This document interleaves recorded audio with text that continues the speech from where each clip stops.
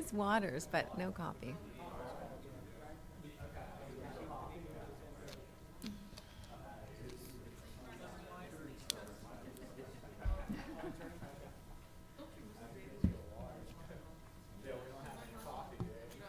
I always sneak in coffee. I'll get it.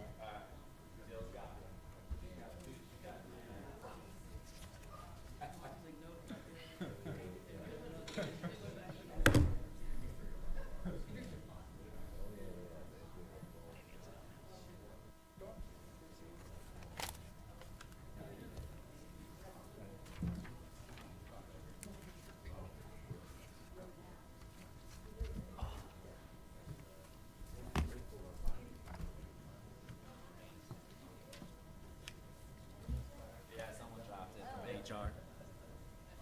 Join the HR team. Okay.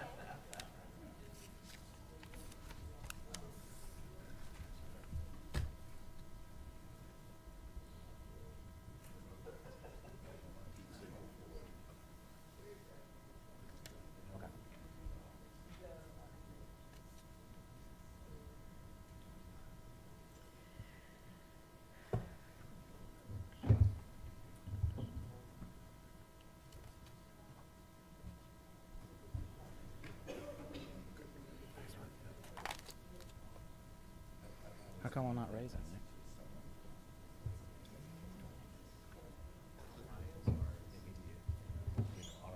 Oh, that's as high as it goes. That's as high. No, not yet. I'm trying to find out.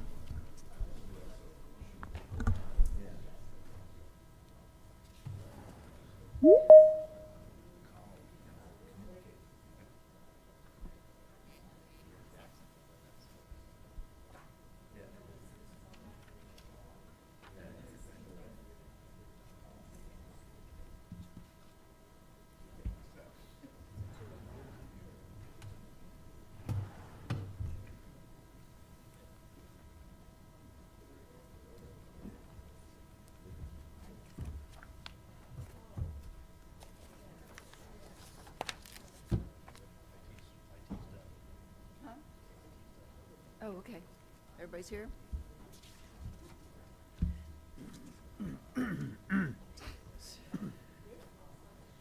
Okay, I'd like to call this meeting to order for Volusia County Echo. Oh, we'd like to welcome everybody here today. On. Can you hear me now? To call this meeting to order at 8:59. I'd like to welcome everybody here this morning, and we'd like to do a roll call Reggie Santilli, here. Jeffrey Alt, Here. Patricia Drago, John Macaluso, Stephanie Mason Teague, Here. Pat Northey, Pat Patterson, Jay Pendergast, Here. Dwight Selby. Here. We have a quorum. Thank you. Public participation, Teresa?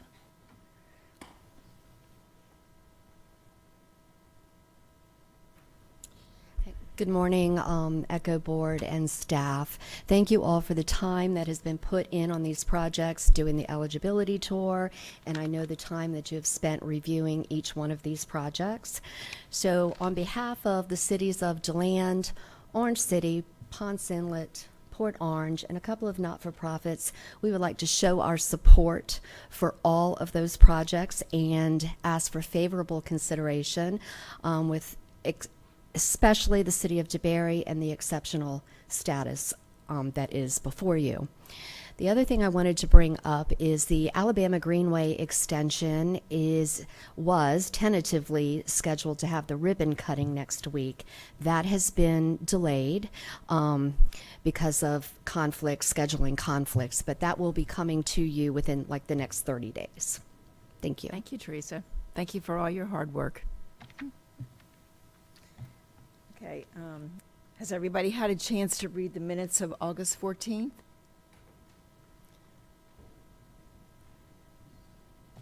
Would anyone like to make a motion to approve? Or are there any changes? Right. Yeah, motion to approve. No? Yeah. Oh, no changes, okay. The minutes will be recorded as stated. New business. Dan?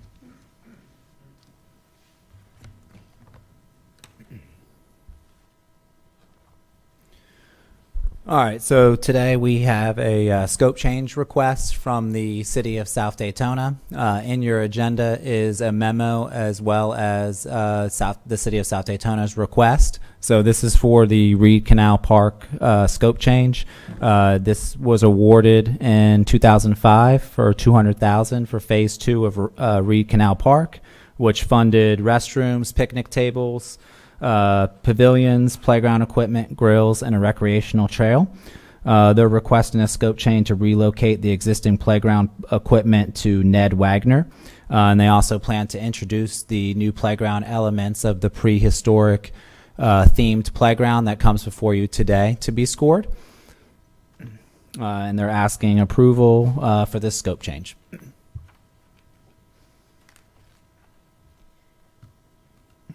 Pat? Didn't we talk about them moving this equipment when we were at the? We did. Yep. At the last meeting, Les came up and So made you it guys now aware that we are requires moving the a equipment. specific scope change. Is that what I'm? Yes. It's nothing different than that. That they're required to do this. Yeah, just that they're adding in these Okay. other elements as well that comes before you today. So we just wanted to make sure we did the scope change in Okay. order, 'Cause- to meet ECHO guidelines before you guys scored Okay. the application today. All right. So, Daniel, if I may, so we're modifying the '05 grant, the 2005 grant? Yes. Okay, so and by allowing them to move the playground equipment to a different park so that they can put the new playground equipment in the current grant, right? Correct. Okay, all right, I just want to make sure I understood. Thank you. Any other questions? Do I hear a motion to approve? Motion to approve. Second? All those in favor, say aye. Aye. Aye. Any opposed? Motion carries. Okay, now we will jump into the grant review panel.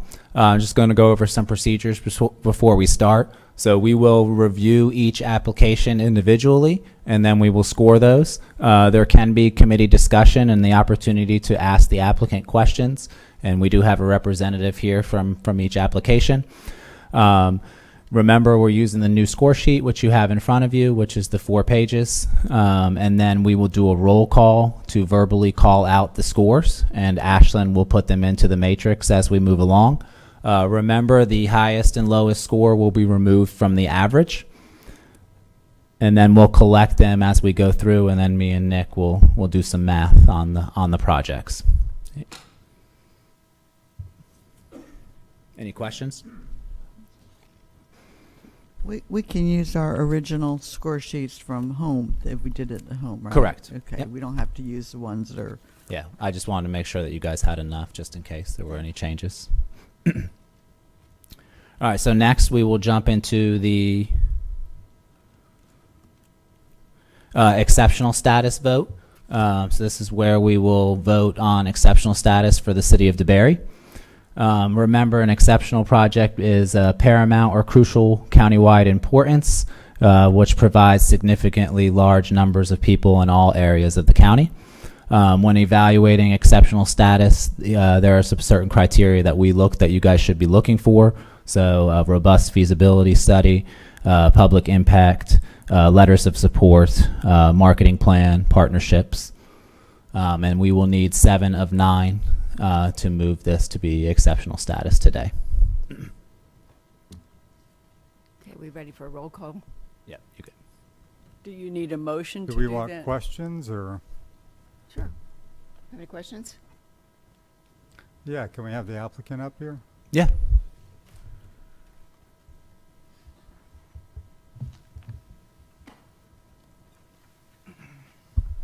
Good morning, Echo Board. Jason Scheitz here, the Parks and Recreation Director for the City of DeBary, and then Teresa Brooks, our grant writer.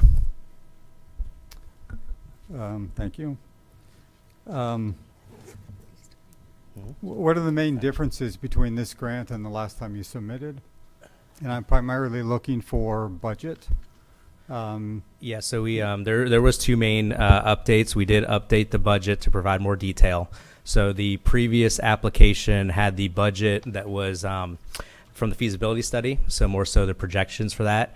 We went in and fine-tuned it with the engineer's estimates and exactly what's going to be done and where. And then we also had the detailed plans that were included. That were Okay, so the Kimley Horn proposal that came through, your feasibility study and all that, yeah. gave us numbers for a completed project, phase 1, phase 2. Those are the impact numbers. The budget that you have only deals with phase 1. You're missing $10 million. So well that's what the request is.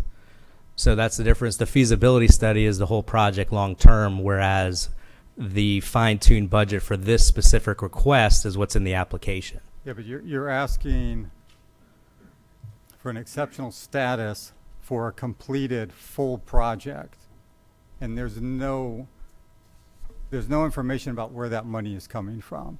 So you gave us a budget to match this particular grant, but you're still $10.3 million short with their Well, that's the long-term vision for the park. I mean, that $10 million could come over the course of the next 10 years.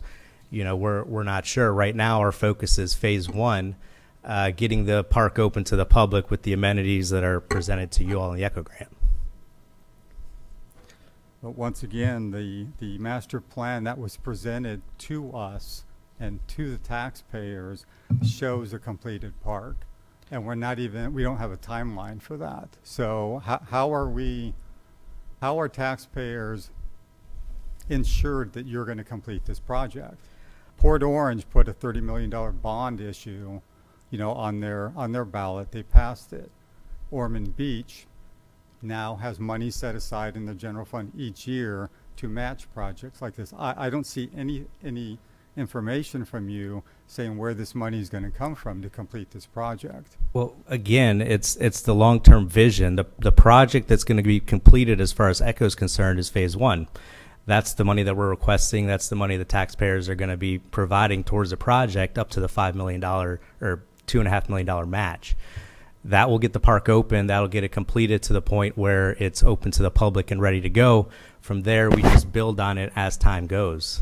That's what the feasibility study is showing you. It's a long-term vision. So yeah, I'm very familiar with what a feasibility study is. So those things will come in time. But he also makes a lot of recommendations that I don't see any action taken from the city of DeBary yet.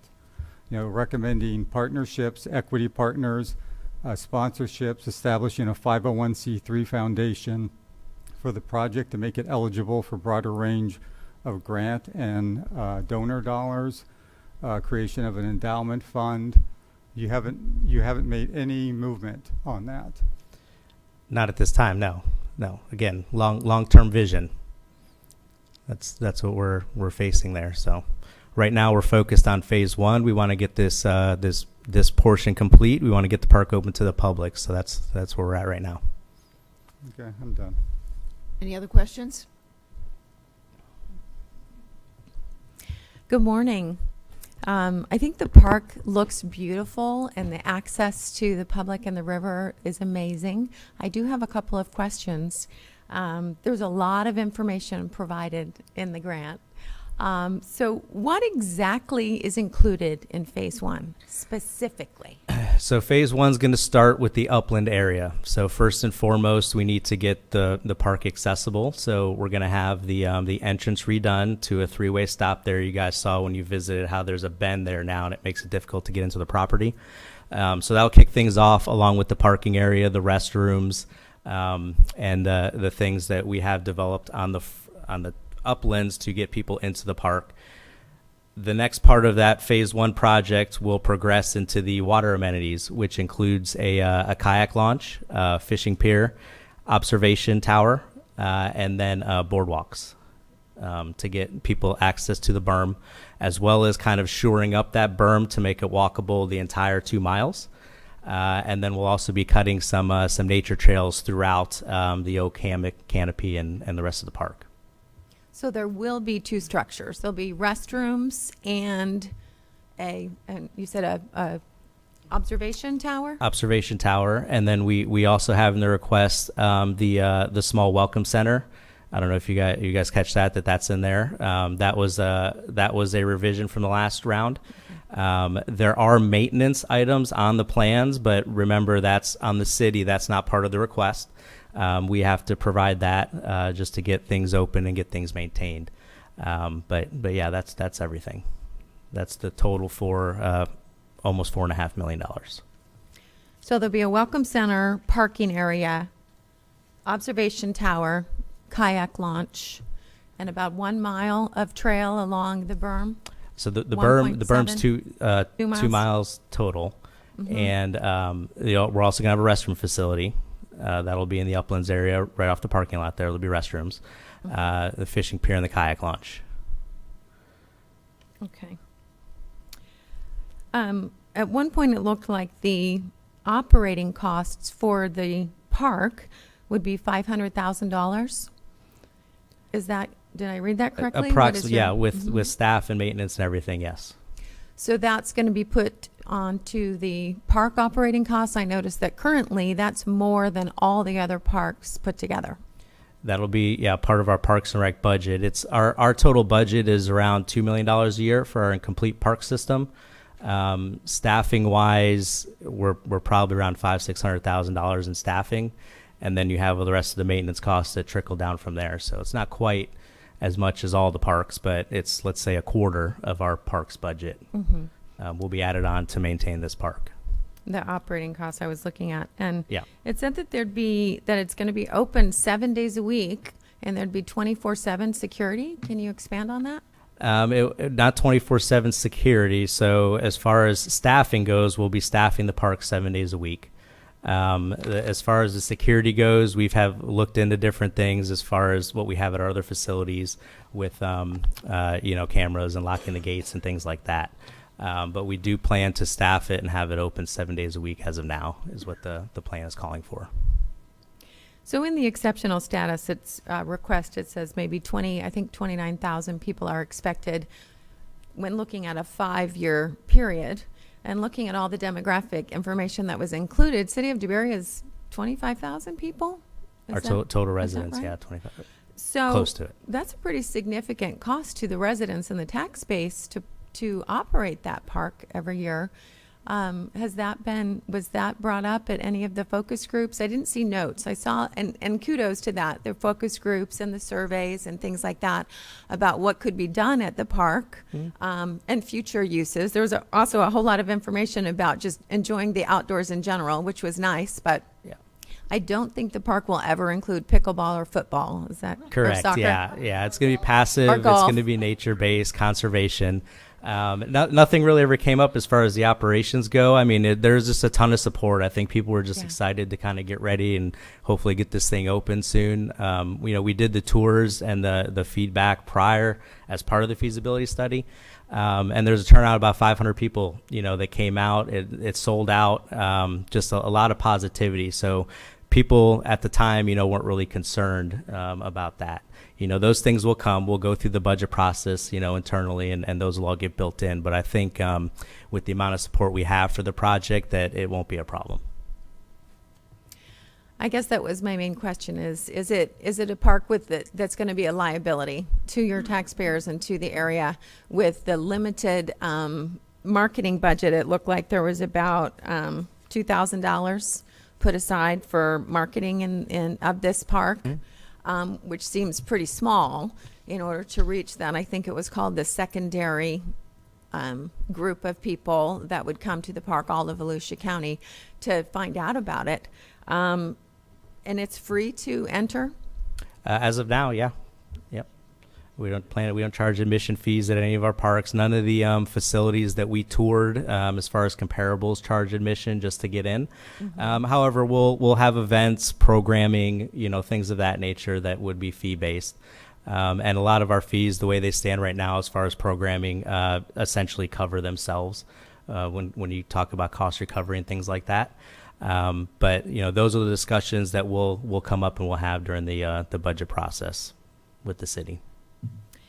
And this phase one, as Mr. Alt was inquiring, the phases that are to come later, there is not a plan at this time for funding those or completion of those. There is no funding specifically attached to it at this moment. However, we're constantly researching and looking for more funding opportunities to make those things happen. Thank you. Pat? Yeah, I just want to say DeBerry is doing a fabulous job getting the word out. People all over the county, particularly in Southwest Volusia. I expect by the time that you open this up, it'll be a countywide asset. People will know about it. And one of the things that has gotten lost here is that DeBerry paid for this park. They did not get Volusia Forever funds to help pay for it. They put their money where their mouth is. They certainly have a robust tax base, and they can afford to take care of this park the way it needs to be taken care of. It is an asset to this county, and it is particularly because of our growth that we're seeing here. This park site was slated to be developed into high-end housing. That isn't going to happen. It's going to be saved for generations, for my granddaughter's generation, and not just for Volusia people. I mean, DeBerry is strategically placed by Seminole County, so I expect you're going to see people from all over the region take advantage of this park when it's done. It is a beautiful site. I'm excited about it. It certainly represents to me everything an exceptional project should be. This site is big enough. It's going to bring people together to it. It has Paramount's right here, project of paramount and crucial countywide importance. This park meets that definition. The mayor and I got not lost, but we get ahead of a group of people. I've walked this site, I don't know, half a dozen times, and I can vision what it is going to be like when it is open, and the rest of the world gets to see it. And you're right, Jason, when you talked about the number of people, when you put out the call for visitors, people that wanted to see this, I think that's sold out. Those tickets went like in 24 hours. Yeah, I mean, it was a day or two. Yeah, it was crazy. People were so excited about this. So I'm very excited about this site. I think that I have all kinds of confidence in DeBerry. They have done everything we have asked them to do on other projects. They have a robust tax base. They have a community that likes their outdoor activities. And DeBerry itself is centered in a place where it is 3 trail sites, 3 trailheads are there in DeBerry. I mean, they're becoming the nature-based community for all of Volusia County. So kudos to them. I'm anxious to see them move this forward and get this park open. It's been long enough. We're ready for it. Well said, Pat. If you guys don't mind, our city manager Carmen wants to kind of touch up on some of the questions you asked as far as the long-term vision of the park and some of the finances. Thank you. I'm Carmen Rosamonda, City Manager of DeBerry. Let me just give you some examples. We're not a traditional government.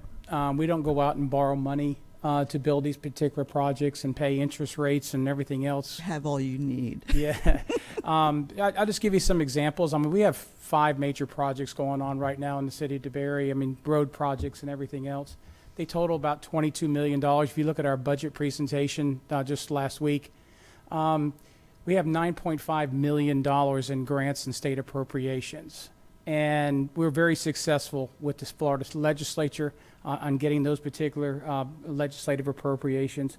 This fits right into one of our partnerships on this project is FDEP and the Aquatic Preserve Alliance of Central Florida that goes for water quality. And our partnership with all this here comes together, just gives us an advantage at the state level to go ask for those state appropriations.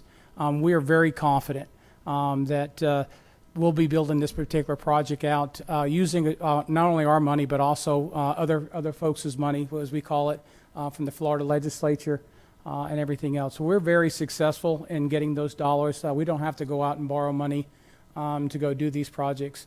But this phasing, because this project is so large, it's 170 acres. This boardwalk is going to be literally riverfront all the way around for 2 straight miles, 20 feet wide. Folks will be able to enjoy the river without a boat. As I told folks before, and I'll tell you again, this will be one of the greatest Volusia County assets that we've ever had. It's pure nature and it's pure conservation. And I think you'll be surprised that when we get it all finished and done, maybe 5 years from now, maybe 10 years from now, as we build a boardwalk all the way around, it's going to be something special for and different for not only the city of DeBary, but Volusia County and all of Central Florida. People, when we get Main Street has broken ground, and once Main Street gets in and the trail, all the trail hub comes in, Main Street's going to be a major focus point. Alexander Island is just going to be a huge amenity to all that whole particular area of how we manage the growth and how we've managed to incorporate all the environmental and conservation and everything on with it. We call it resilient growth or balanced growth, but it's a great combination, and we're getting calls all over the state on how we've grown or growing and how we've incorporated ecotourism, environmental, and conservation all in the same area. And it's going to be a spectacular place, and we're very excited. So I'll answer any of your questions while I'm up here, if you have any more. Thank you. Just one comment. Excuse me. It is an exceptional project. There's no question about it. I love it. It's what the county needs. And actually, we also need something like that on the East Coast. That's my point about the marketing of all of these projects we're going to hear today. We have to hear this on the East Coast. We have to hear it on the east side of the county. We have to hear about this.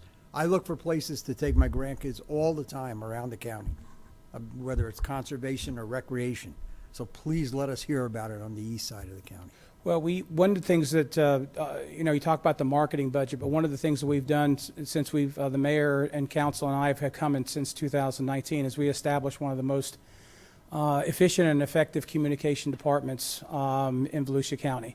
And so, yes, we'll market those everywhere we go and the speeches we give. Trust me, the Alexander Island and all of our assets are mentioned and we do a tremendous amount of marketing, and you don't have to have money to do that. You can certainly use the media that's available to us to get the marketing out. So we don't have to produce paper or flyers or anything else. That's kind of old school. We're all pretty much all electronic and get the communication out. So we've established a good economic development, government affairs, and communication department to make sure that everybody knows about these particular assets. Jeff? Yeah, so what is give me a timeline. Give me a timeline for when you want to see this project completed. Ballpark it. Well, we sit up here and an exceptional grant's only $2.5 million. We've put up $1.8 million and plus additional monies. Obviously, the project this size, to expect to have this all done and to anticipate where all this grant money, grant money is difficult. You don't know when it's going to come. But the example I gave you is can the city of DeBary do $22 million in projects and pay for 50% of it with the people's money? That's how successful we are. And we're very confident that we can get this project done in 5 to 10 years, depending on when these state appropriations come. We're constantly with our state representatives. We're constantly with FDEP and the FERDAP grants and everything else that are eligible. We're into the federal government grants now as we get more proficient. We just received some federal grants for transportation.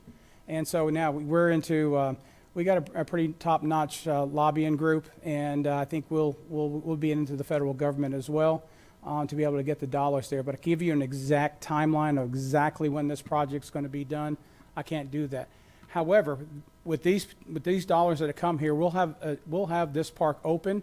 We'll have nature trails done through the Oak Hammock. We'll have a portion of the boardwalk open. We'll have and some of these piers and overlooks done. And the park will be enjoyable for people to visit on a smaller scale. But as we expand this boardwalk all the way around, Yeah, it's going to take some time, and we're very confident that a good portion of the funding for that will be paid by other people's money. The problem I have, and it's with the exceptional status and what this committee did 2 years ago when we changed it. The single most requirement is servicing significant large number of people in all areas of the county. You don't do that with this project. Now, before you respond, this is a beautiful project. This is a great project. I have no clue why we have this exceptional status. It's ridiculous. It's a dog and pony show. What you do is you just get rid of the limit of $600,000 and you let applicants come in for match money. That way you could come in and you could request what you need. Port Orange should be requesting a lot more than what the $600,000 request is. Ridiculous system that we have here. This isn't necessarily on you. It's on this committee and what the county has done with it. You don't meet the significant large number of people in the areas. That's the main driving force that's holding me up on this. Well, and just to respond to you, I know the 29,000 people are there. I think that number's tremendously low. I mean, once it gets open and gets popular, Main Street comes in, I think that number is going to go tenfold. Matter of fact, we're kind of concerned about we're going to have too many people there, to be honest with you. Between the once it becomes known with the bikers, bicyclists, we're a golf cart community. You can take your golf cart there if you want to. So it's with all the visitors that are going to be coming to Sunrail Station. I think we have 6 or 7 modes of transportation to get to this particular park. They're going to come from everywhere. I'm going to be very honest with you. And I think the 29,000 number is extremely conservative. And I think it's when it gets open and it gets popular, it's going to be tenfold that easy. You have to move forward on these Kimley Horn recommendations. Feasibility studies are great, but people take them and they don't follow recommendations. Well, a lot of times they used the visitors of other parks and other areas. I know there's an environmental park in Orlando and some of the other areas there, and they get those particular numbers and they use them as benchmarks. But ultimately, what our vision is in this here, we're rebuilding Fort Florida Road. You can be able to go from the Sunrail Station on a trail directly to Alexander Island. You can get off. We're doing a small project to connect the trail from the Sunrail Station over to the Gemini Springs Trail. We're building trails all the way around the city of DeBary to this particular park. So access to this particular area that you don't see in this particular proposal. We're building the sidewalks down Fort Florida Road and connectivity. So this park will be significantly connected to Main Street and all of the trail system. And so it will be one of the stops of people who are going to tour. We're getting hundreds of folks taking their bikes up in Sunrail and getting off at DeBary. They're going to get their bikes there. There are going to be thousands a week once this gets done to be able to come up to Sunrail Station out of Orlando, bring their bicycle on the Sunrail, and be able to enjoy all the trails and Gemini Springs and Alexander Island and getting on the trail system in Main Street. It's just going to be a phenomenal visitor destination. How do you predict that? I think it's just going to be enormous, to be honest with you, and we're going to have to manage the flow of traffic. Just realize that my votes and my scoring reflect the policy we have in place. So I think you have a wonderful project. I would like to see it completed, though, and you have a lot of work to do. Well, I wish y'all could grant $8 million and we would get it completed. To be honest with you, but that's the max that we can choose. Unfortunately, we're going to have to use other sources because of the restrictions of this particular grant. Look, when we went into this particular project, we went through a number of different methodologies to try to purchase this particular project. We ended up spending $3.7 million of our own money to buy this project. We're committed to get this project done.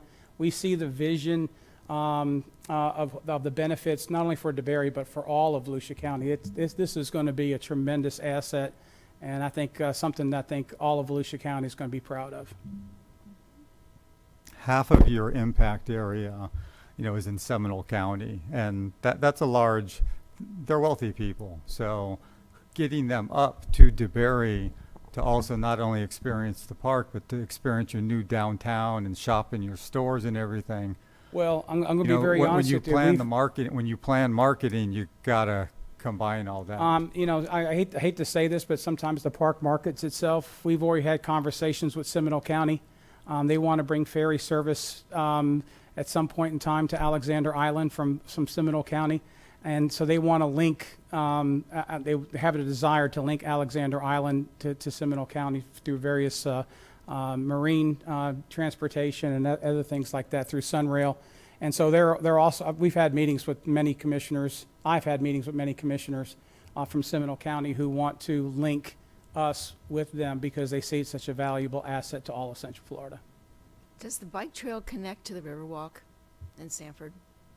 The bike trail goes across the St. Johns River, and it goes all the way into downtown Sanford. And that's one of the huge benefits. Mm-hmm. You may not know, I don't know how much trail you know, but the 3 trail hubs that come in there, you can ride your bike from DeBerry to Titusville, eventually to St. Augustine. You can go to DeLon Springs and up to Ocala, and you can actually ride your bike all the way to St. Petersburg. And so it's going to be, over the next 10 years, you're going to see all the infrastructure along this trail, camping sites, and small hotels and everything else. I mean, we've been talking to boutique hotels for our Main Street where people can ride their bikes from Titusville, stop at DeBerry, spend the night, enjoy all the amenities there, and then go on to Winter Garden down there day 2 and make it a weekend. So these are some of the conversations we have with the Florida Greenways and Trails Committee of all the infrastructure that's going to be coming in associated with the trails, so that bicyclists will be able to enjoy all of the amenities,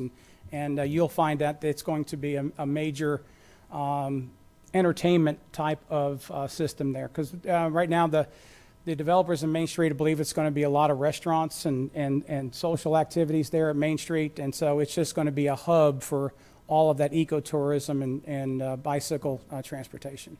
Mm-hmm. Thank you. Dwight? Yeah. I'm Thank sorry. you, Reggie. Carmen, this is, you guys have really thought outside the box and are really big thinkers on this project, and I commend you for, investing your own city tax dollars to acquire the property. And in my mind, there's no question that this is an outstanding county-wide project, so I'm in support of it. I have a question for you that relates to thinking big. I notice on the aerial that there's a 57-acre parcel of vacant land to the east of your site. You're familiar with what I'm talking about? The H.R. Rivington LLC? Well, we have been in discussions with Rivington, and Rivington's been in discussion with us. We're working on them donating that property to the city. Mm-hmm. Because Alexander Island it's going to become such an amenity. A lot of the oak hammock that's on the uplands that go from Alexander Island goes into the 55 or 57 acres into the subdivision called Rivington. That oak hammock is, as you see, have you seen, it is unbelievable. And so they want to donate, free of charge, donate that property to the city of DeBerry, and we're working through the legalese on that. So what you see is a 170-acre park, could potentially over the next 60 days be a 220-acre park. And then more of the oak hammock that you see on the uplands right now, more of that oak hammock will now come into Alexander Island, and those trails will eventually be expanded. And that's why I say this is going to be an evolving project as time goes along. We'll be expanding those nature trails, the unpaved nature trails, all through that oak hammock. If you want to talk about old Florida, there's not going to be a place in Volusia County that's going to be like old Florida when you walk on this place. Very good. That's great news. Thank you for sharing that. You're welcome. Pat? Yeah. How long the exceptional status here, what you said you're going to get done here, how long is that going to take you to do that? To do this, now as far as this construction, well, as we've been talking about, as soon as you approve us for this particular grant and it gets through the council next month, we could be operational by January or February. That was kind of what my point was. For all of you seeing that lady sitting over there, the mayor, this is her legacy project. She ran a second term so she could get this project done. Guys, I know we had those conversations. She says she's going to do something, she's going to do it. I have no doubt about that. And as far as DeBerry, it's location, location, location. I watched the city. I was the one who handed the keys for a corporation to you all when I was sitting up here as a council member. I have watched the city grow.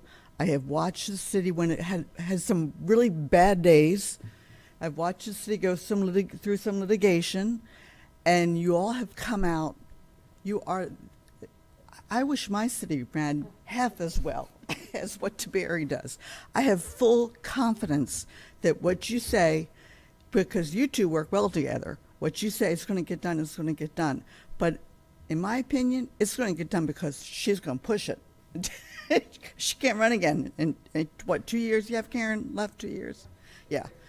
So no doubt, she's going to cut the ribbon on this project. So She's got a lot of whips and chains.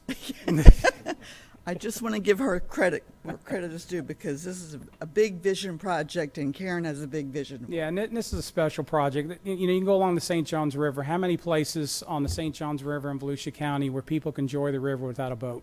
Right. There's not many. Not And many. you know, you have to be at a marina, or you have to be at a park. But this is going to be literally riverfront, and you can't hear a thing when you get out on that berm. I wish we could have took you out on the berm. You had time to go out in the berm area out there, but you get out there, it's pure nature. You can't see a building, you can't see a car, you can't hear a car, and it is. And one of the things that the General Eli from I can't think of his last name, from the Audubon Society, and I'm sorry, yeah, and he said it very clearly. He goes, look, he said, you want people to walk on this particular property because this is how we teach conservation to the next generation. You gotta let them see it, touch it, and feel it. And when you walk out here, and as I told the council last time, you get that same feeling as when you walk out into the beach, that Mother Nature is a whole lot bigger than we are. And that's and you get out there and you just go, wow, this is pretty special. So, Anyone else? Pat? Are you looking for a motion here to make this, to grant this an exceptional? Is that where, do we need to make a motion, or We'll do a roll call. roll call? Okay, so you don't need a motion? So this is open for questions right now. Okay, I just want to say, I think that this park may be loved to death. I think managing that is going to be probably the bigger challenge, and I believe that the grant money and all endowments will come, but I believe managing the population and the interest in the traffic is going to be your biggest challenge over time. So I have been enthusiastic about this from the start, and I think I don't need to say anything more. Stephanie? Thank you. And thank you, Carmen, for explaining. I think there's obviously a lot of excitement for the park. And again, I think it's a beautiful idea and a beautiful park. I'm feeling a little frustrated with the review process because of the guidelines that were given. And, you know, our role as the advisory committee is to follow those guidelines, and then it's put up to the county council.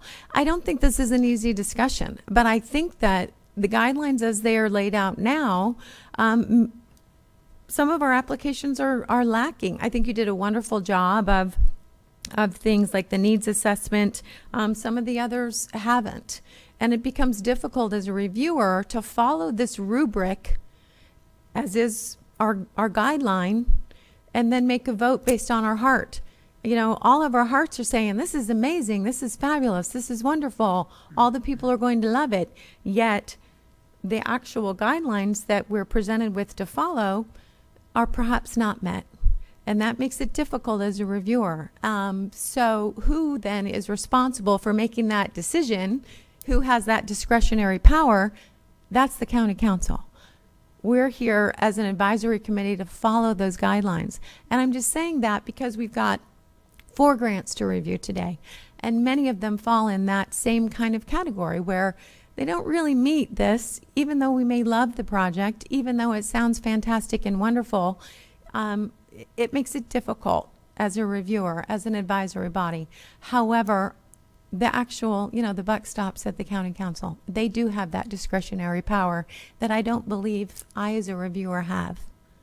Well, But and I just and appreciate you. Not to tell the county how to operate or anything else, but there, a lot of times when we consider things, equivalence, and I use that term a lot, that even though that I have not met the exact criteria and it's not black and white, there are such things called equivalents. Have they met, is there enough things there to say, okay, they have met the equivalence of what is being required? And I think if, and that's what we do as a city council is that there are so many criteria, and each project is unique on itself. And so we at the city of DeBary look at equivalence and say, okay, yep, they don't have this exact thing, but here's the equivalent over here, and that's what we're asking for. So, thank you. Any other questions? And if I may, Chair, just a quick reminder, this vote is for the exceptional status only. It will be scored at a later date in the agenda. Okay. I think we're ready for a roll call vote. Reggie Santilli, Yes. Jeffrey Alt, No. Patricia Drago, John Macaluso, Stephanie Mason Teague, No. Pat Northey, Yes. Pat Patterson, Jay Pendergast, Yes. Dwight Selby. Yes. We have 7-9. So it passes on to, Yeah, so the project meets exceptional status. So we'll score it later. All right, so moving into the first application, this is the City of South Daytona Reed Canal Park Prehistoric Playground Expansion. The ECHO request is $600,000. The total match is $620,000. This is a proposed expansion of the playground, which will feature a prehistoric theme, highlighting the giant sloth skeleton discovered at the park. It includes installation of new and enhanced accessible playground equipment, artificial turf, and a pour and play, as well as additional swing sets, saddle seats, tire swings, picnic tables, benches, and interpretive signage. The recommendation to the ECHO Advisory Committee was as presented. The application and project meet the County Council's approved requirements for standard grant funding.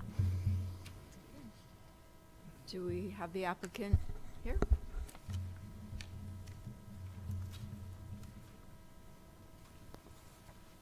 Yes, Les Gillis, City Manager for South Daytona. I also have my mayor here, Bill Hall. Thank you. Do we have any questions for the applicant? I just want to say I think this is the coolest park around, and I think that you're going to have way more than just South Daytona kids come to this park when it's done. So Wait. congratulations to you. Thank It's you. going to be a great Wait park. till you see it's done. You'll be Right. proud. I'm going to come. Absolutely. Jeff, did you have something? Yeah. I too, I just want to say this is a really cool park. I think children of all ages will just enjoy it. Jeff's going to do the sidewalk or the slide. The giant sloth, dinosaurs and everything. It's, I didn't know a lot of that information about the history of that area until that site visit. And, I thank you for that. Absolutely. The one thing that I want to point out, and this was a problem with all of the grants, and I think probably Stephanie picked up on it, is based on her comments, is that this is a user-based grant, and all of our grants are missing that data. How many people use your park? So I pulled, your annual report. 224,000 people use that park a year. That's incredible. That needs to be front and center in the grant. Understood. That was my frustration just reading through it, because I was very excited about this. I was excited about all the history especially. And then I, just wanted that number in my head. How many people use this? And we did not have it. So, but, I think the surfaces, the permeable surfaces allow the water to go through everything about it. It's going to be a great project. I really appreciate that. And our partnership with the Museum of Arts and Sciences right down the road was pivotal for us, since that's where the sloth is actually located. So to make that tie, and I know at our field visit we had them there, so we will continue that partnership. Where we'll have kiosks which link back to Museum of Arts and Sciences to give everybody that opportunity to see where it was discovered and then actually go see it in person at the museum. So we felt that was extremely important. Dwight? Yep. Thank you, Reggie. I had the pleasure of walking in this morning with Mayor Hall, and I shared with him how informative I thought the site visit was when Vice Mayor Sanders was there, and all the historical information he shared with us, the creek that ran through there, and all the other the museum personnel that were there talking about the thousands of other bones that may be buried, in that. And by that lake, I guess, to the further to the south. So this is an amazing park. My grandkids are going to love it, and I'm sure my great grandkids when they come around. I don't have any yet. Will love it also. So thank you for South Daytona for stepping forward and doing this, and we're looking forward to enjoying all of the features and benefits of this facility. Thank you very much. There's a time in a child's life and an adult's life that you're interested in dinosaurs. And my grandkids at this point, 2 of them, are really interested. When I showed them the concept, they want to know if it's finished yet. Now, we do go there, whether it's I'm a Port Orange resident, but we spend a lot of time there, whether it's to walk the dog or bring it to the dog park or just have the kids play in general. The excitement is there. I mean, I had no idea about, as many times as I've been there, about the history and the sloth being there. Maybe I missed something, probably, but great plan, great concept. Thank you. Yeah, and our discovery of the sloth is definitely not highlighted at that park right now. It's just a little plaque, and you'd miss it otherwise. In addition to, we're asking for $600,000, and we're going to put a $620,000 match. We already have in the budget there's a disc golf course there, so we're going to rebrand it and replace it. And enhance it. We're going to stock the lake that's there to encourage fishing. We're also going to, there's a wooden bridge currently over that lake, which we're going to renovate. So there's a significant amount of improvements other than what we're asking for that we're going to do to that park. And like, my uncle, Carmen, with DeBerry, we don't like to borrow money, and we like to spend it as we get it. So that's the commitment we're making to you for the improvements of that park, or the entire park we're going to look at and renovate with this project. Pat? When I came over that day to look at that, and I was really excited about it, I took some pictures and this, and I sent it down to I have a grandson down in Ormond Beach, and I told him what it was, and it reminded me of a time when he came out, and my stepdaughter was saying that Alex had all this stuff stashed. We couldn't figure out what it was. This was about a year or 2 ago. And we asked what he was going to do, and he said, well, I'm going to go hunting for dinosaurs in California. And so after this, I sent a picture of it all. He said, I'm ready to go now, Pop. So it's an exciting project. Awesome. Thank you. I thought it was a great project, too. I like seeing the partnership with MOAS, and I think it would be exciting if there was a future architectural dig and try to unearth some of those additional bones. Anyone else? Stephanie? Thank you for sharing some of the details of what will happen or what can happen at the park.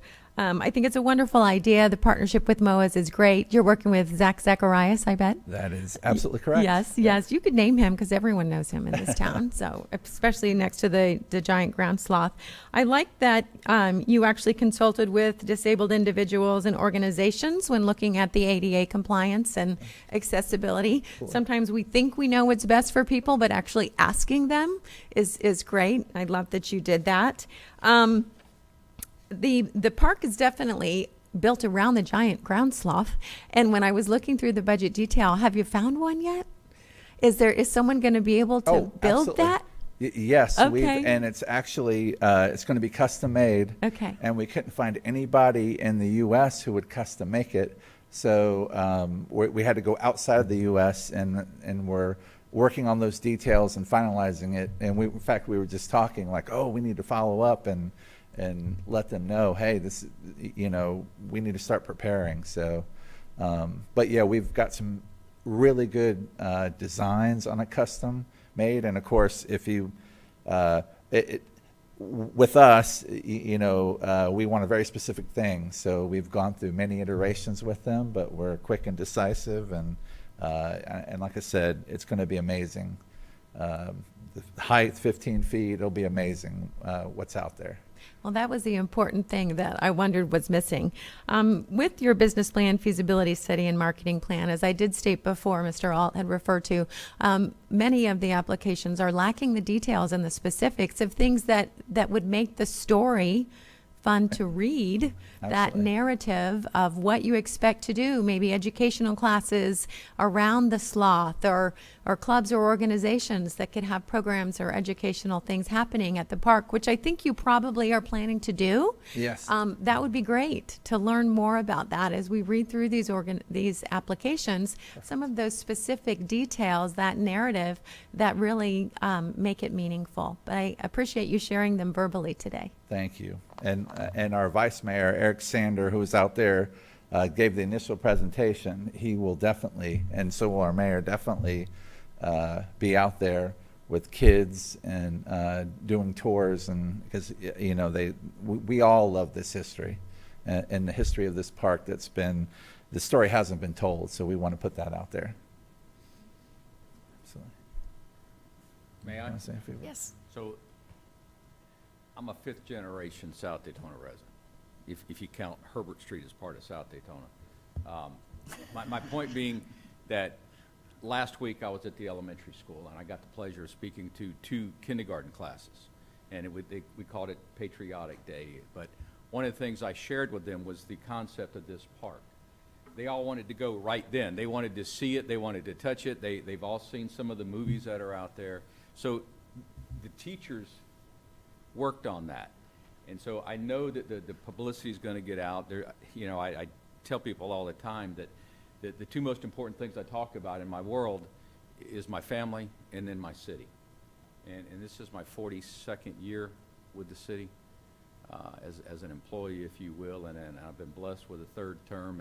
And we talked about legacy in DeBerry. This is kind of my legacy. My whole pretense of getting involved after I retired as chief was to get us out of debt. We were $21 million in debt. We could not pay our cable bill in 2015.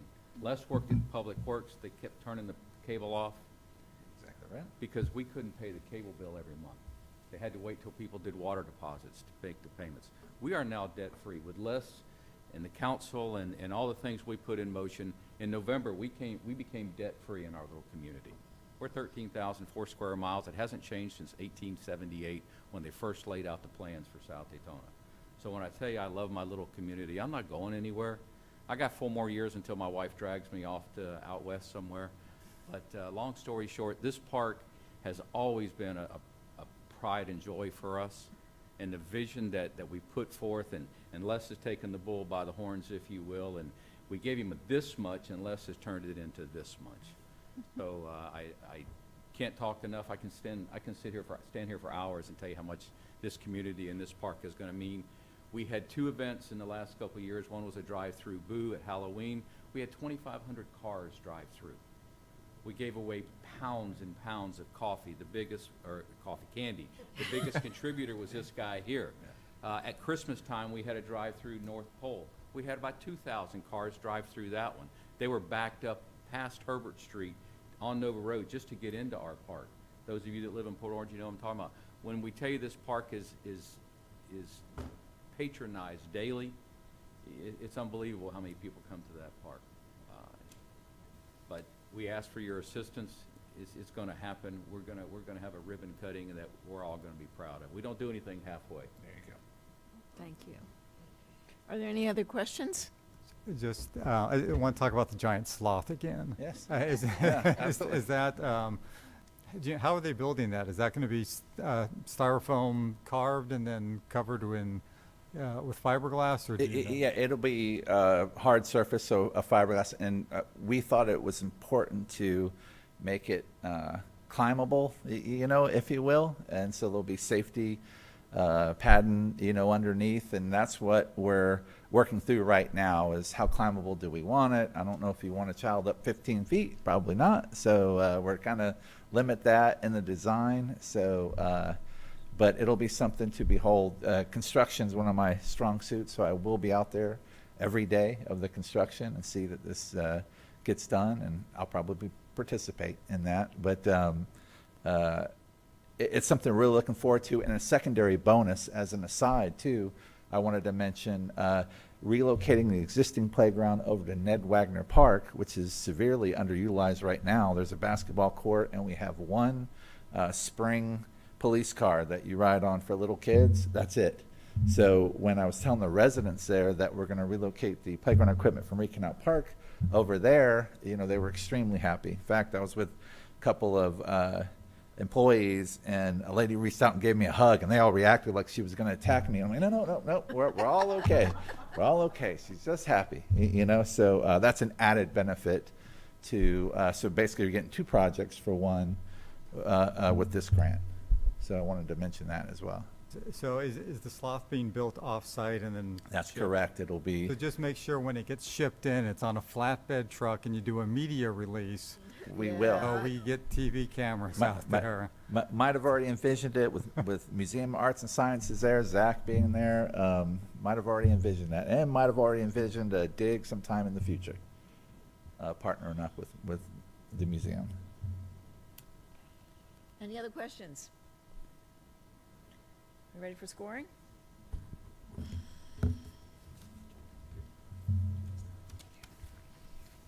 Reggie Santilli, 98. Jeffrey Alt, 94. Pat Drago, John Macaluso, 92. Stephanie Mason Teague, 91. Pat Northey, Pat Patterson, Jay Pendergast, 95. Dwight Selby. Did she put it? Yes, she did. 86. I'm sorry. Where's my name? Oh, there it is. I wrote everything down.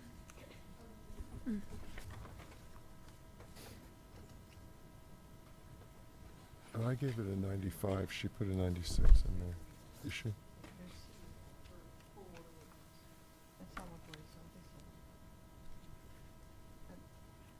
That looks incorrect to me. Well, then they have Dwight's anymore. You're right, they do have it wrong. This is not right, what's up here. Can we do it again? Well, they took me out because Dwight was low. Correct up there? Yeah, I don't have one of those. I didn't realize I It's still 95.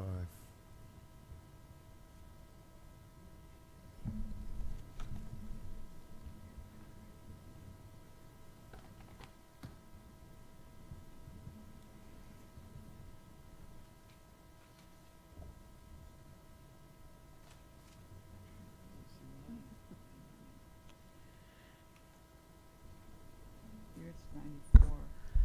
Can the committee please look at your screens to make sure that your scores are correct? If not, please advise. Yeah, my score, Dwight Selby, is 86. 86. Yes, and Jay Pendergast, I was 95.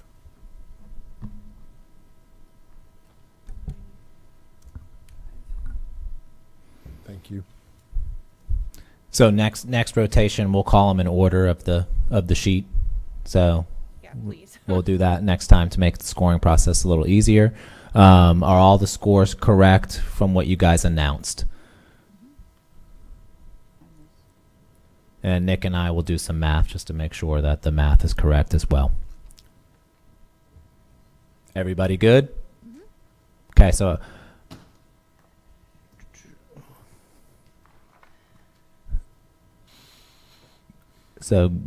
green, the highest score in green, and the lowest score in red, please.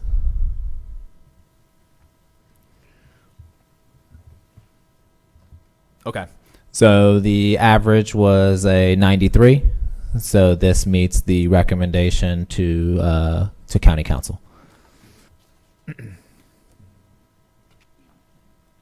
Okay, moving on to the City of Port Orange, South Causeway Park. This is Echo request is $600,000. The match is also $600,000. The South Causeway Park project will include the construction of a new floating dock, additional parking, as well as stormwater improvements. Now, previously, during the recommendation that we gave to the committee, we had said that the application did not comply with the restricted covenant because they did not have the FDOT agreement. That is in your agenda, so that is signed, so that agreement is now in place.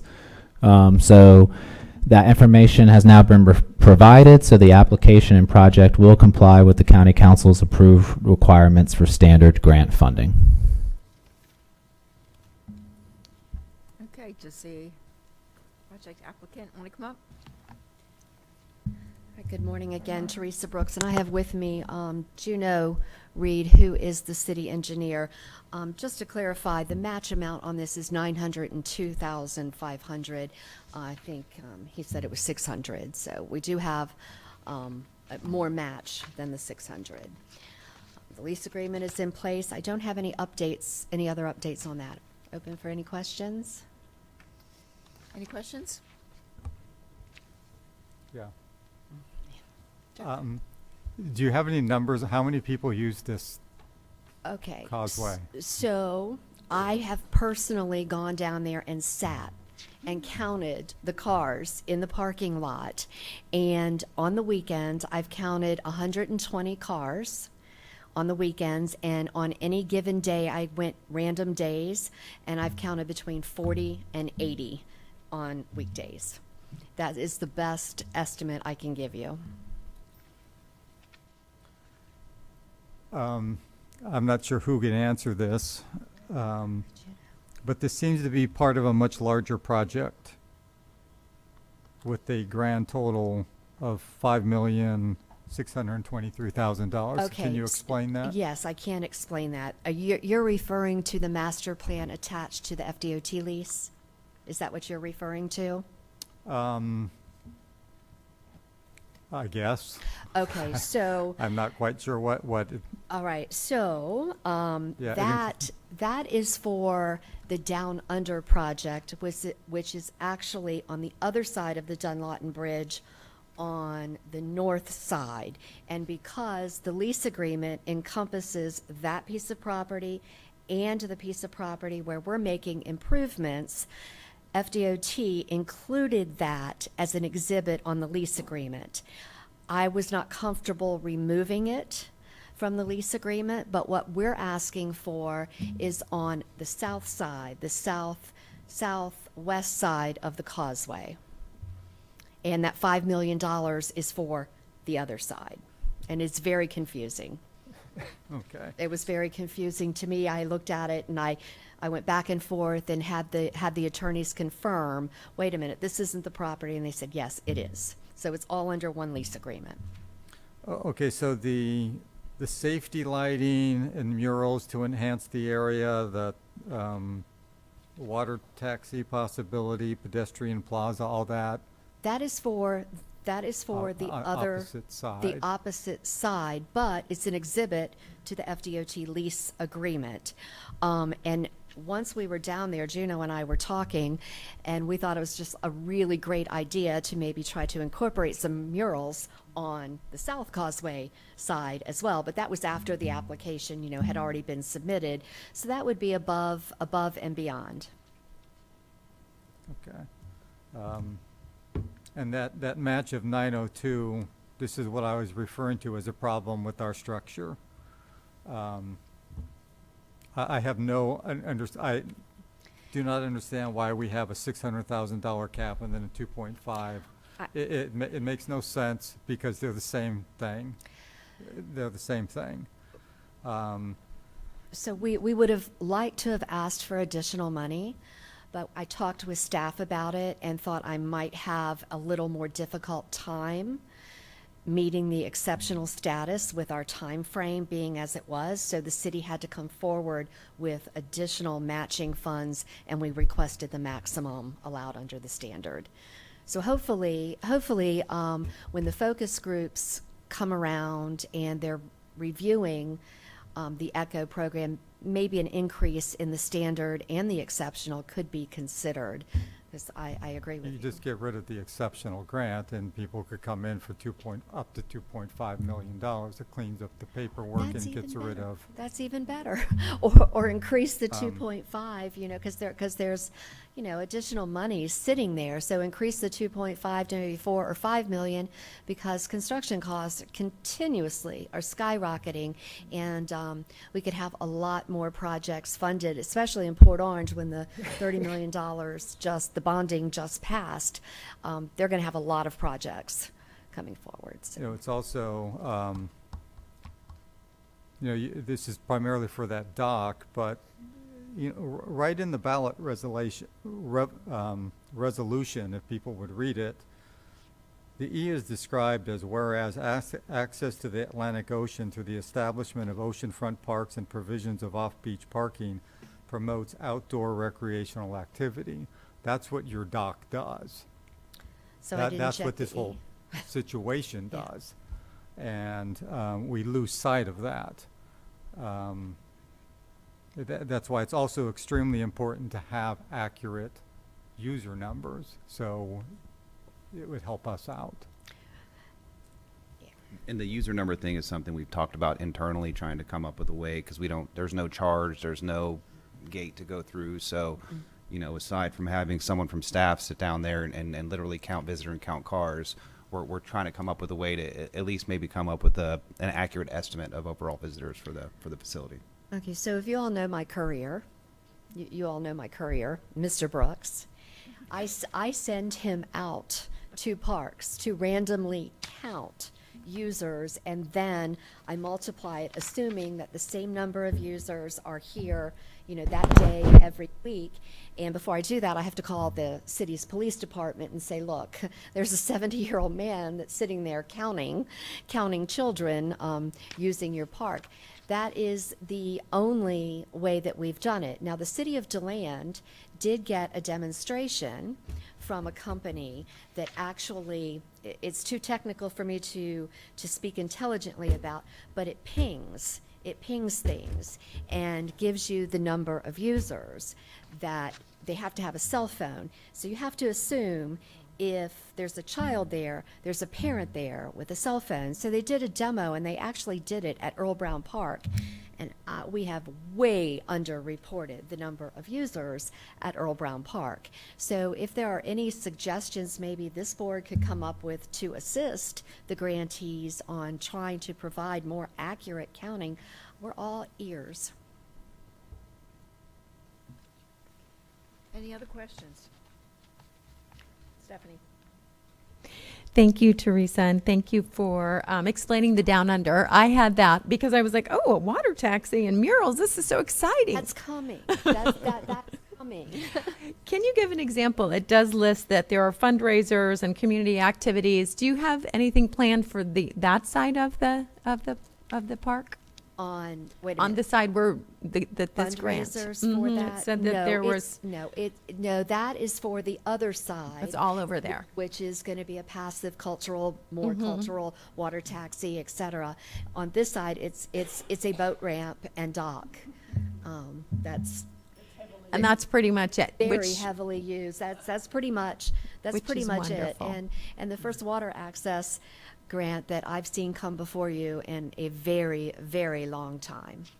So quickly, what you were referring to is called geofencing, and it is the ability to actually put a geofence around an area or a park, and you can count all the pings. It's expensive, but Very. it may be something that the city could do overall that would encompass all of the parks to give better.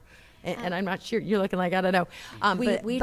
They tried Yeah. negotiating it. They also tried with this company to allow multiple users to incorporate all of Volusia County. Well, I mean, you're talking a lot. It is a lot. of money. Mhm. So just for Old Brown Park, I think it was like over $25,000 a year just for that. One thing that we have done, or that I've seen done, is a simple QR code on a sign, and then just let people know that when you're here, sign our guest book, and that will help us to know how many users, and help us for grant funding, and help us to better the park for the And, you know, visitors. if you have a building such as Yeah. your beautiful facility, that's easier than like somebody coming into Earl Brown Park where they would come from multiple directions and we try. We do try. So It is. It's a challenge for anything that's it free and is. outdoors. It is. One of the things we talked about, since I'm an engineer, I kind of try to think of an engineering solution. So there's traffic counts that people do. You put on the little tubes that go across the road and just count the vehicles. That's one of the things we thought about potentially doing. It wouldn't last a full year, so we couldn't get it, but we could probably get 60 or 90 days worth of data on it. Good idea. Just a general comment. We're a big county with water on 3 sides of us, and we need more fishing piers, more places where you can put boats in. I hear that all the time from people. We haven't grown that piece of our business, our recreation business, as we've grown as a population. So kudos to you all. I know that park is well used. My sons use it when I go out on the river. So I would say to anybody, if you have waterfront and you want to put a boat slip in, you'll get my support. Dwight? Yeah, I just wanted to jump on that also and thank the city of Port Orange for taking the lead on this. I live up in Ormond Beach, and we use that ramp. If you're going to the Disappearing Island and the inlet, to come from Ormond, that's probably 45 minutes of idle speed only. So to drive down to your boat ramp, under the bridge there is really convenient, and you do have to get there on the weekends. You got to get there early in the morning just to get a parking spot. Yeah, it's crazy. And then yeah. I also learned that you don't drive to the right there because then I got smashed in between the boats and couldn't get out. It was ugly. And then the other thing I wanted to mention was that when you count cars, that's interesting, but there's not usually just one person in the car. So Well, you got to figure out what the multiple is, what the average multiple is on number of people, because at the end of the day, we want to know the number of humans that are positively impacted by the investment So that would we you make. say like an average of 3 people per I think vehicle? you'll have to, least you 2, have to yeah. get some historical numbers, on, least and 2. I would think you could do some sampling, like you've done unofficially, and get a pretty good idea, a pretty good projection without an actual By the way, census. he says, "Are you kidding me? I really have to go do this." I said, yeah, you really do.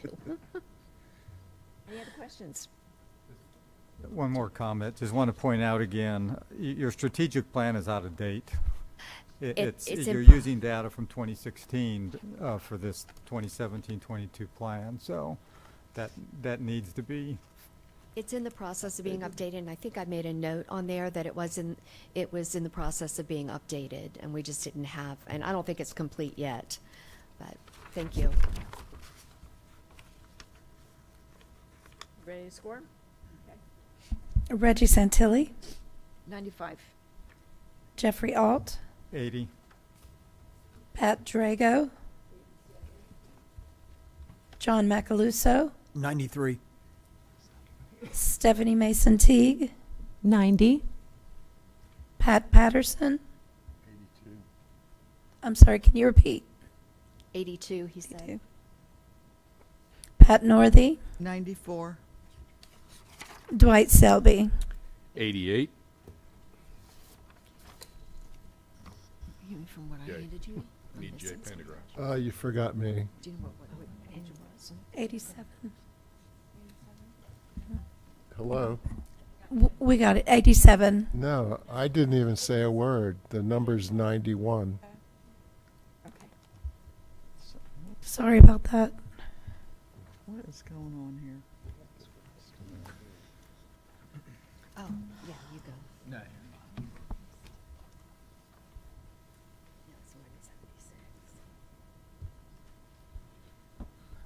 Committee, if you could look Possibly at be the your, rates. the spreadsheet Average. on your board in front of you to make sure that the numbers are correct this time. It doesn't even work. The 91 Will is you the hit enter or move the? There isn't anybody that even, there we go, okay. Everybody double check your scores, please. What is the cutoff? Is it 80? 80. 80 is the recommended score. Yep.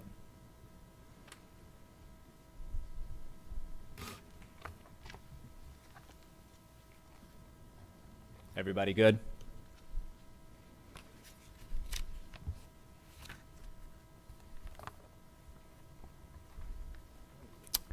Reggie would be the green. Ashland.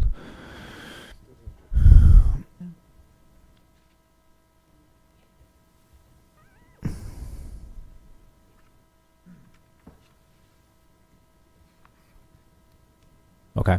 So 89.29 meets the recommended score to go to county council. All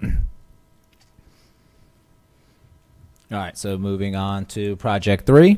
This is the City of Port Orange City Center Improvements Project. The ECHO request is $280,000. The total match is $282,500.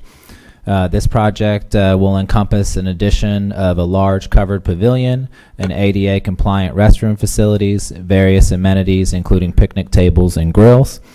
One of the things that we asked for them to provide was a detailed cost estimate as well as an updated budget page, which that is also provided for you here today in your agenda. So this information was provided, and the recommendation to the advisory committee is the application and project will comply with county council's approved requirements for standard grant funding.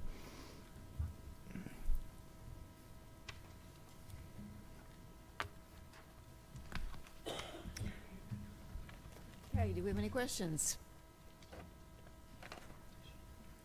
2 plaques. Yes. There's one that's already been ordered for the one side, and then there will be another one over on the bathroom. Thank you.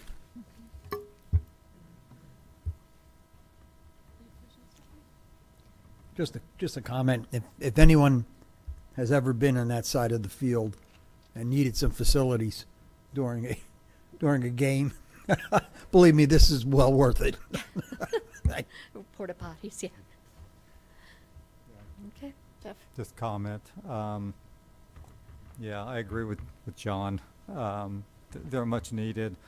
Once again, there's no user data though, and the same applicant strategic plan is out of date. Right, So, right. It's When we come the next time, we will have an updated strategic plan. difficult to score high when proper information isn't there. So Understood.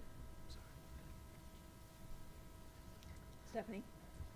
Thank you. One thing I did notice, the strategic plan is out of date, but it does have a nice mission statement for Parks and Rec that is not listed. I think that the mission statement that is used is the city's service mission, which doesn't really align with ECHO, but the parks does. So that was in the strategic plan. And just another comment that the needs surveys and some of the language is unclear and non-specific. It's kind of more generalized, and it would be nice to know a little bit more, because I know the park's doing wonderful things and lots of people are utilizing it, but just having that in front of us when we're reading the information is so helpful. I haven't lived in Port Orange in a really long time, but I did at one time, so I'm very familiar with the park and know that a lot of people are benefiting, and that's should be realized in some of the numbers and the needs surveys and who you talked to and who said they needed it and why. Okay, thank you. Anyone else? Reggie Santilli, 95. Jeffrey Alt, 80. Jay Pendergast, 82.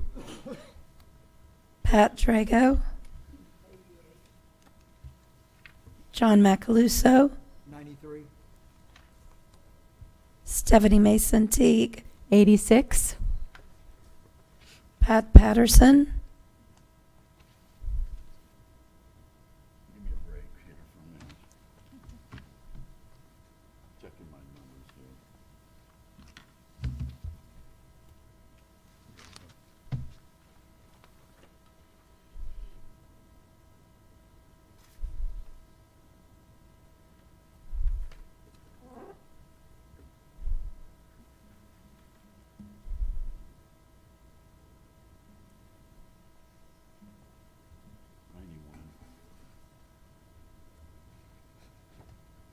Pat Northey, 88.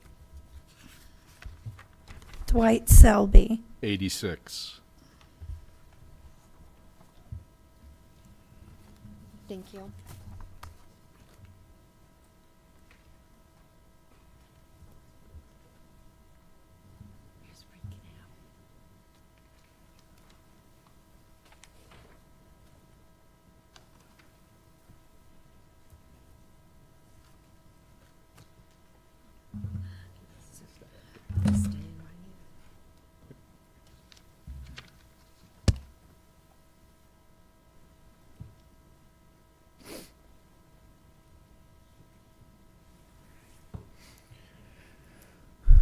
Everybody's scores look correct?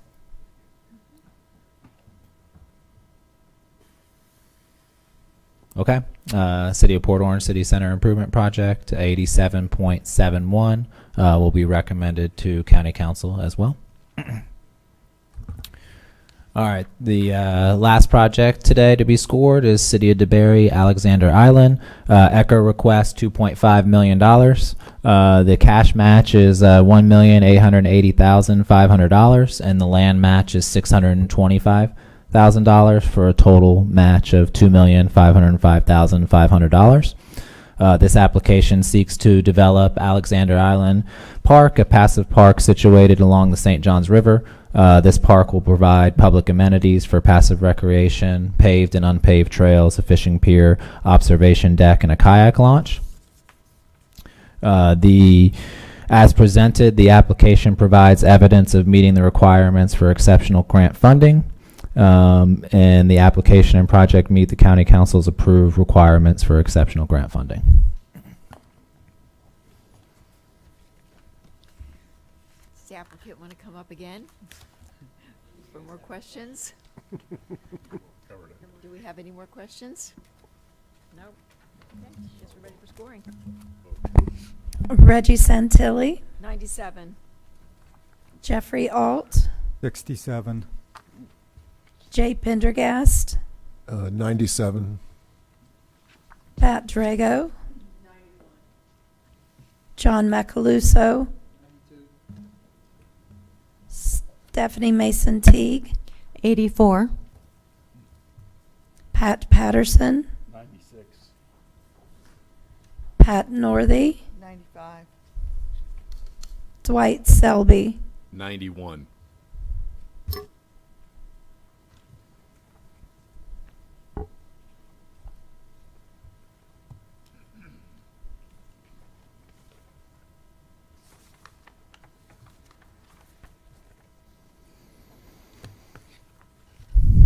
Everybody's scores look correct? Okay, City of DeBary, Alexander Island, scored 92.29. Also meets the recommendation to go to County Council for approval.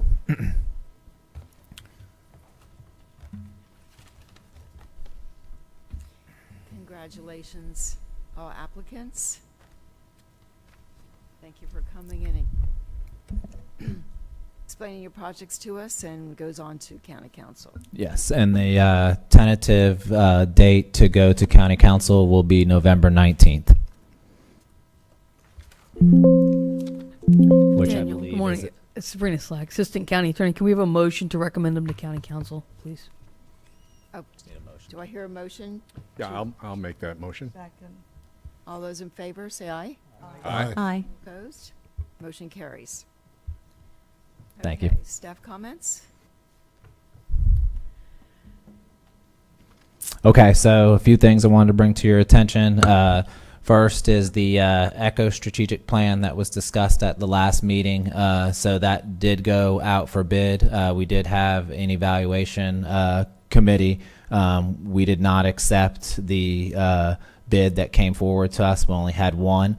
So we are in process of kind of revising the scope and putting it out for bid, again, through our purchasing department. What exactly are we putting out to bid? So we've presented you guys the actual scope before. So there's 3 different tasks that we have that we're looking for. So task 1 is to identify future needs related to the ECHO projects. The deliverable for that task is to implement a long-range vision plan. We're also looking at analyzing the grant process and recommending process improvements for the program. The deliverable for that task is for the consultant's experience and stakeholder feedback. So we'll hold some focus groups as well as looking at other technologies to, kind of fast track our application process per se. And then task 3 is to improve marketing to the tourists and residents of Volusia County. So we're looking for them to implement a marketing plan. Where does the public come in all of this? We used to do listening sessions when we first started, and then when we did the reauthorization, we had listening sessions. What are we doing to bring the public into this process to make sure that we are doing what they're expecting us to do with their taxpayer dollars? So we will ask for, we are going to have focus groups when this does, come to fruition. And how are you going to do focus groups? So That one through?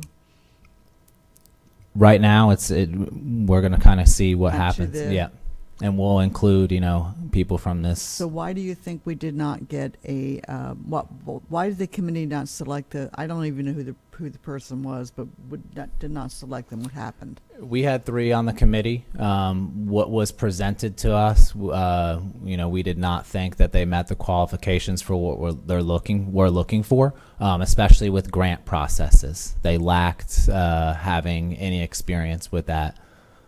So that was kind of the main reason for not pushing it forward. Well, then how do we, and I'm sorry, but this is really important that we do this, and I want to make sure we're doing it right. But how are we advertising to the outside that we are looking for someone to come in and run this process? Well, that goes through our purchasing department to go out to bid. So, hopefully we can get more than just one Well, applied. I understand that, but what are you using what is the purchasing department using? You want to jump in, Kendra? Yeah, I'm not sure of the avenues they use to get the word out. It's their normal process to do that, but we can definitely get their process and what they do to see. If you have someone specific. Obviously, there's something wrong here if we're not getting feedback, if we're not getting people that want to apply for this job. We're doing something wrong. Right, I understand. So I'm not sure how they advertise, but we can find out and get that back to you. So Daniel, if you can reach out to purchasing and get that for them. Yeah, and that's what we're working on right now. We're trying to revise the scope, maybe change the title. There were some suggestions that were made by our purchasing department for us to do, so we are working on those now. So what is our timeline now? We have to submit it into purchasing, and then it'll probably take, I I can't give you an exact timeline, but it may take another, I would say, 3 to 6 months before we have somebody to come in. So For me, that's unacceptable. Just so you know, I think this is crazy the way this is going out, Yeah. and it ought to be that. and like I said, next meeting I'll give you an update from our purchasing department to give us an exact timeline. But once we submit, there are requirements that we go through with them to get these things scheduled. So, Jeff? So just, I think we're all struggling because we're not involved in this. Exactly. What does purchasing, how does that process work with purchasing to begin with? I mean, are they just posting stuff on the website, or how does anything go out for bid? Do you have any idea? yeah, they, like I said, I'll bring you more information next time at the next meeting. I did on staff update. That just for that part, if there's any other questions about that. Okay, so moving on to the next meeting, which will be Thursday, October 10th. At that meeting, we'll review the 2025 tentative ECHO calendar. We will also review a ECHO critical stabilization grant submitted by the City of Daytona Beach for the Main Street Coquina Arch project. We'll also bring a scope change request for Breakers Park in Daytona Beach. And then we'll also be giving a Master Trails presentation by Tim Bailey that was requested by this committee. Also want to bring to your attention, we will have a ribbon cutting at Daytona Playhouse on Sunday, October 13th at 2 p.m. It's for their Phase 2 project that came through in 23. And then also, Nick and I had the pleasure to attend. Pat Northey was there as long as Jeff Alt was there as well. MOAS for, I don't know if you saw the article in the paper, but they are donating money, $75 million, and they're matching up to $150 million for the expansion of MOAS. It's a great project. It's awesome.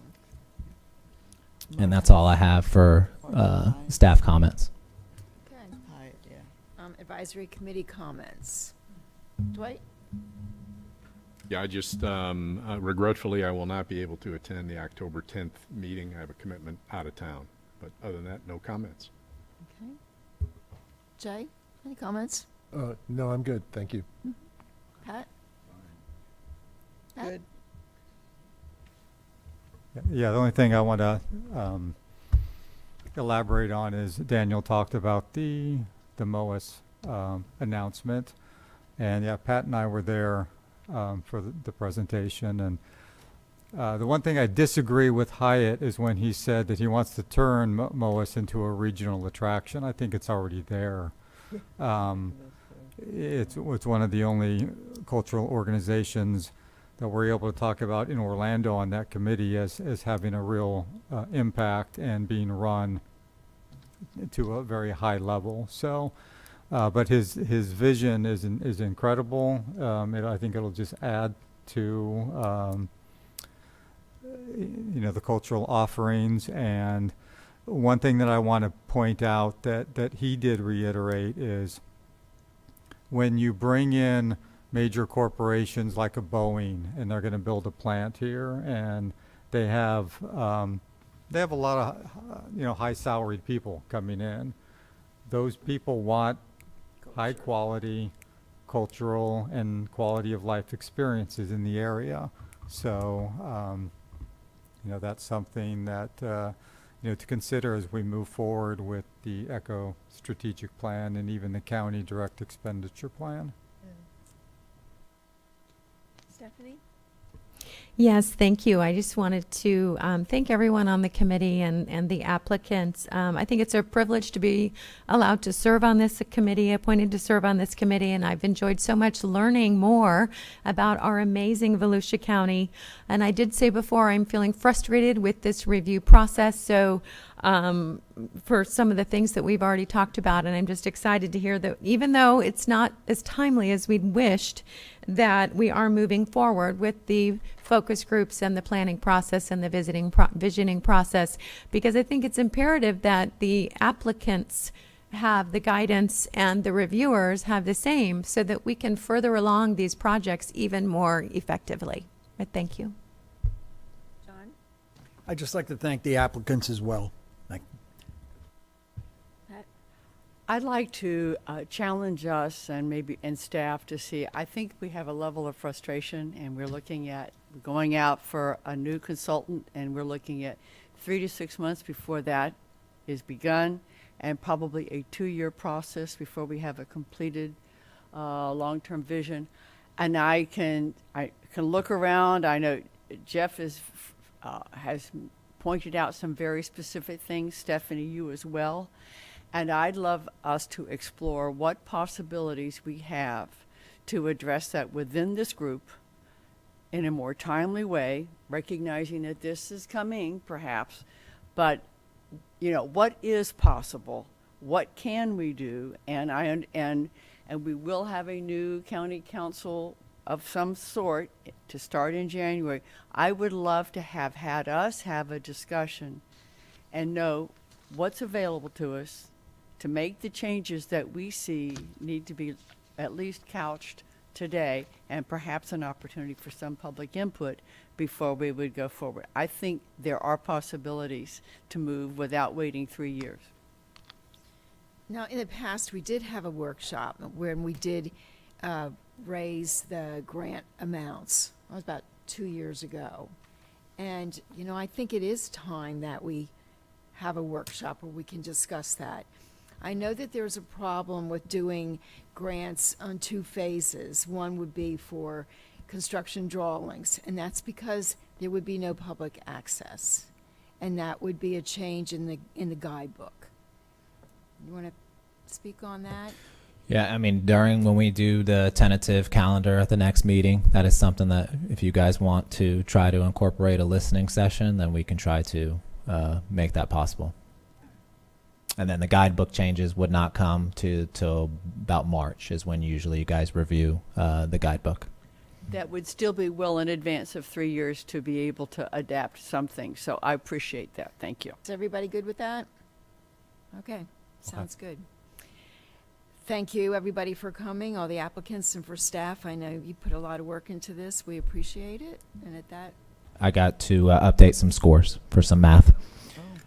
So for City Center Improvements Project, the Reggie Santilli should be a 95. Okay, you have that. Good. Just want to make sure.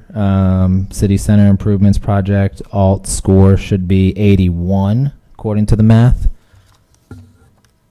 And then DeBerry, Alexander Island, Reggie Santilli should be 97.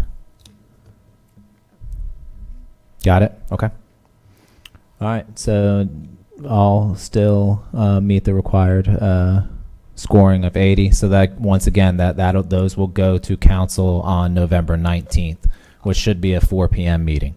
And are you offering the chairman an opportunity to present before the council? The last couple of years, it's just been staff that's been invited to it. Staff has attended, and this advisory committee has not been asked to come. I'm just wondering if we're going to go back to the old ways. My brain tumor is acting up. When the chairman was identified as the chair and asked to make presenting remarks on if there was any from the council. I mean, we're going to include our staff recommendation as well as your recommendation. This is going to go on. It's going to not be a time certain item. It's going to go on consent. We don't know yet. That'll be decided by upper management at their meeting. So, but I'll pass along the information because we will have multiple agenda items for ECHO on the 19th. City of South Daytona scope change will also have to go. The critical grant for Daytona Beach will go as well. So. and I encourage everybody to come to the council meeting.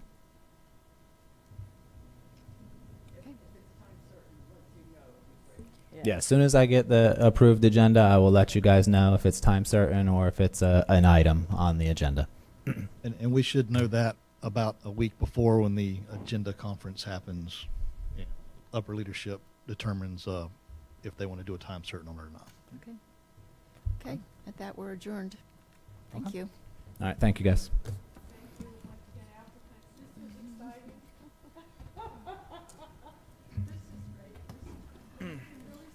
Good luck on getting out.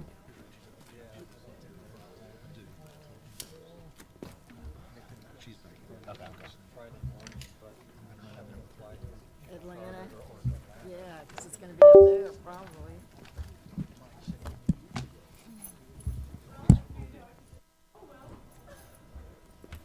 Welcome. It's going to be a good project.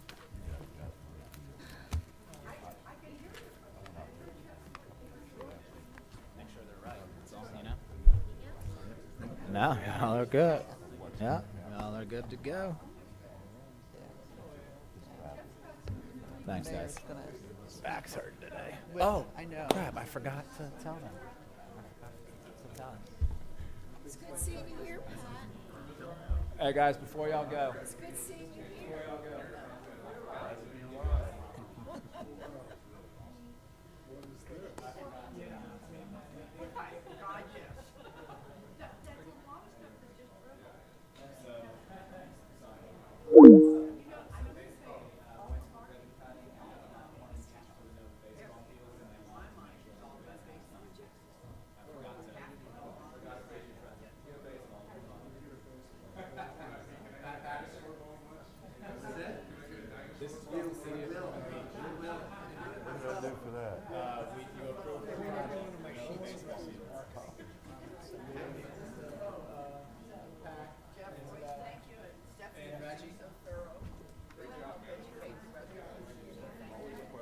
Reggie, I got one for you. I forgot to tell you guys. Awesome.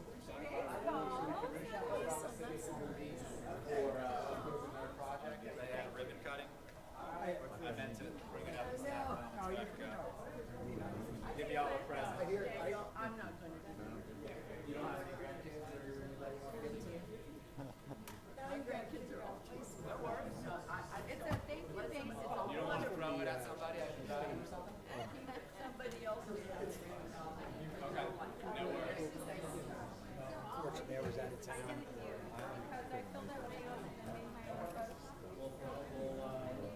All right, we'll see you all in 3 weeks. That's fine. I'll take care of it.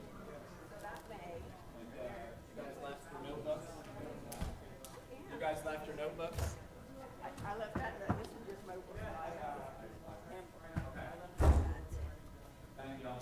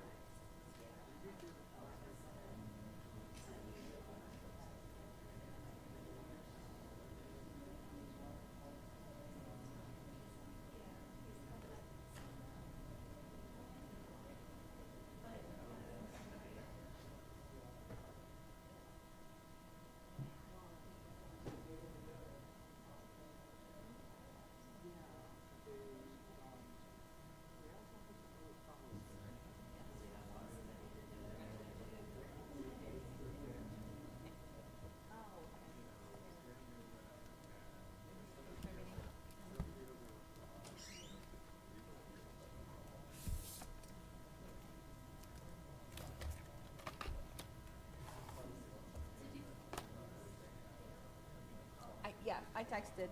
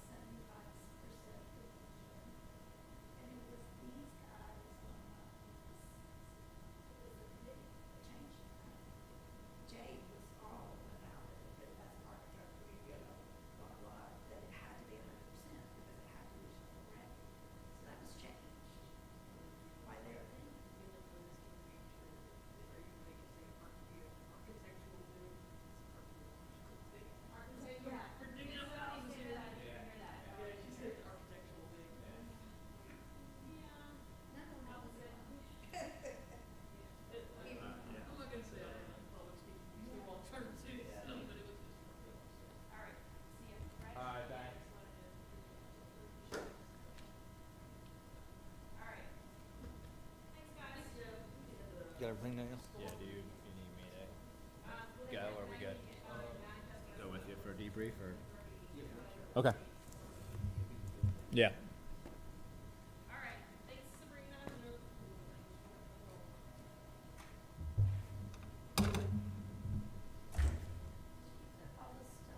There's some stuff down here, Joe.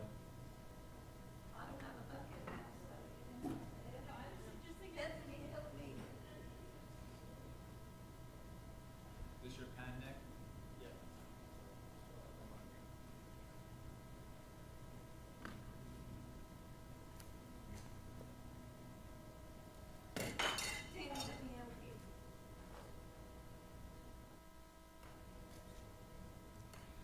She took the whole. She took the whole bucket. She wanted to get out of here, huh? I think she has to go out.